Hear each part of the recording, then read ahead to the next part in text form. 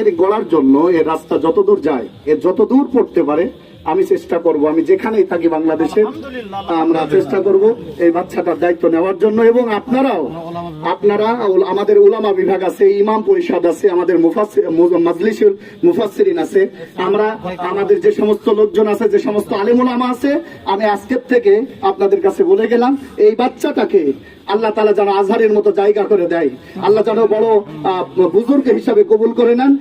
এর দায়িত্ব ইনশাল্লাহ আমি সহ আমাদের সংগঠন নেবে ইনশাল্লাহ, এর নিয়ে কোনো টেনশন নাই।